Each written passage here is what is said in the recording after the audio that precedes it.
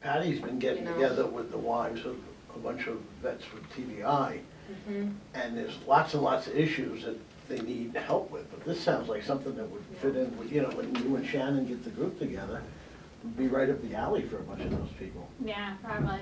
And one of the coordinators here called me, what's the name of the house where people are living? Fisher House. So they called to ask if I would come over and do some yoga, and then I feel like, unfortunately, she got so swamped and she emailed me, I was like, I am so busy, I can't, you were saying, I said, you tell me when, you tell me where, whoever comes, I'll teach them.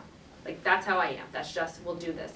And she wrote me back and she was like, we tried for months, and she wrote me back and said, I'm just too busy. And I was like, how can I help you get this to whoever wants some yoga and some meditation? Because that's how great it is. It is a gift that that's what we share, that's what we do. Yellow Ribbon Fund started just taking the wives up to a hotel with a swimming pool, just to get away to go swimming. Right. And it was, because when you're a caregiver and your husband's here in the hospital with tubes and bandages and all this kind of stuff, you've got so much stress in your head, even an hour away.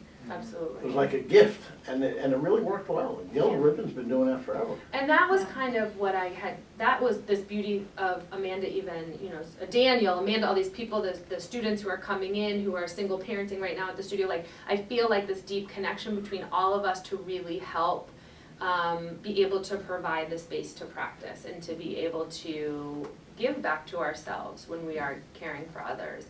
And that was one of the things that I said to the moms who come to the studio was like, you know, Daniel is wonderful, he's a big guy dude, like he's awesome at working with the wounded vets. That's not my specialty, like I don't know yoga therapy in terms of working with people, you know, but what can I offer to the community is definitely the family piece, is definitely, we teach like a mom self-renewal class, and we do, you know, there's just a lot of offerings within the caregiver side that I feel like we could help with too, you know? And a lot of the yoga, or some of my yoga experiences in DC is in yoga studios where the temperature is like 115. and there's yoga mats right next to each other, and there's and everybody looks like they are a model or something. No. We have curvy yoga. No. Yeah, that's not the experience. Yeah. What's the name of your studio? It's called Lil Omm. Yeah, it's in Tenleytown? Yeah, I brought you guys cards. How do you, What other?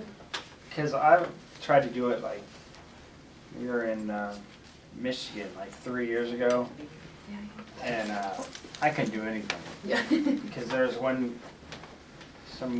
girl that was, she was in the, how do you say it, she was a almost Olympics and stuff, and did she get an accident or something, I think? I can't remember. But Yeah, she's a skier. Mm-hmm. yeah, Skier and had an accident, brain injury. Yeah. but she learned how to do it later, and she got better, and so she's a lot better than she was. But like that was like 3 years ago, and I was supposed to do it like they did it during lunch or whatever. And like I can't. I'm really weak on the right side all the way down, and like I just get so confused because I didn't know what I could do, or I don't know. When I think about it, it's a good idea, you know. My wife's always telling me it's a good idea to do that stuff, but I'm just like, where do I learn how to do that? You know? Daniel here, Tuesdays and Thursdays. I'll be here Really? Thursday, so you can go check it out. Okay.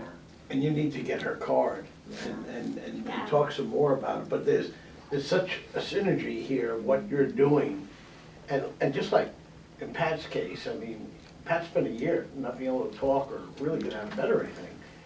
And the combination of physical therapy, occupational therapy, these other specialized programs, have done amazing things. Hey Pleasant, I had a question for you, just because we talked about financing on Dan's side. Yeah. Can you just talk a little bit, a lot of people that I certainly bumped into this program, they are talking about self-financing and stuff, and I was just, could you give a sense without specifics about kind of rough numbers of what it costs you to get going and things like that? So one of the things that is really beautiful about starting a simple business like yoga is that you really only need the space and yourself.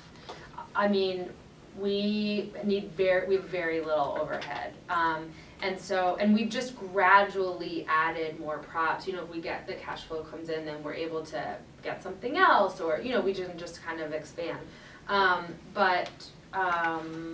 In terms of, I mean, the build out was the biggest cost in doing that twice, and then everything else is just monthly, because it just comes in from the classes and then you can pay out. And is that helpful? What do you Well, mean one more? How key about thing. just a rough sense of like what the build out cost you, for example, so it and like depen- what I your mean, monthly Okay, operating. so because the second space was a Pilates space, we didn't have to take down a wall. So even though the first space was a third of the size, it was almost double the price, because we had to take down 2 walls, and just the nature of we had just the bathroom, there was just some logistics we had to do. The second space, because it was already a studio space, was about half the price. So the first one was roughly in the 50s or 60s, and then the second one was 20 or 30.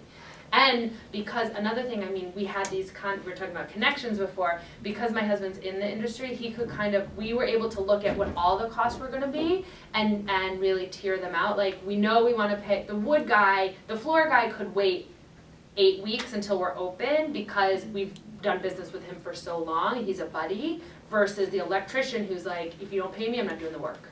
So it was very, we looked at the whole picture and just picked who could get the money at what time was coming in. And the other thing that I did, while we were closed from August to November, I still taught classes and sent teachers out to teach in different places, so that we still had some income to pay for the first month's rent, whatever that was. So that was like a behind the scenes strategy to keep some money coming in, so that we could cover these costs that. But that network is so key, right? Like, you harnessing the network that you have to get the things done. Yeah. I mean, I know from my experience that's totally key as well. In the painting, I mean, you know, also when you're in like a heart-centered business where you're really working with people and helping them, everyone was bending over backwards to help us move out of this space, to move into this space. I mean, it was really all hands on deck.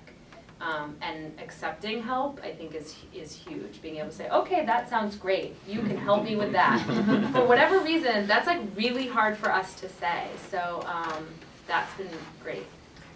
One other thing, in addition, related to the costs of starting and running the business and growing the business. I happen to be in a position where I know that you beat your forecast very consistently every month, despite your move in the middle of the process. And I also happen to know that your marketing costs are pretty low. So explain that, because a lot of people spend a lot of money on marketing. So the mom network is really kind of huge, and moms really rely on other moms, and so not because it's necessarily a marketing strategy, although now, like with the coaches and mentors and stuff, I see that it is, but care and customer service, I guess. But to me, it's not that, it's just how I live. So like, we had a student, his name's Joe, he's 65, he rides his bike to Georgetown, he's a neuroscientist. He fell off his bike and emailed me that he wasn't gonna be in class for 6 weeks. So my daughter and I went to Whole Foods and we got all these flowers and we bought him all these balloons and we dropped him off at the house and we called like the Lil Omm care team. And so one of the things we do when someone has a baby or someone has something that happens is that we show up. And so sometimes that looks like an Amazon book that we know they love, or sometimes it's flowers or whatever. And so for me, that's been really fun, and I think that that's why we're slowly growing, is because we go a step beyond. You want to be doing that at Wolverine. You want to know. close your place and look at it, build again. So I think that's why I don't advertise in the Washington Post, you know, like in magazine stuff, because that doesn't really like feel that good, you know. So. And that was similar to Jen's point about her business last week. That's right, The, that's the right. idea that Another self-funder, yeah.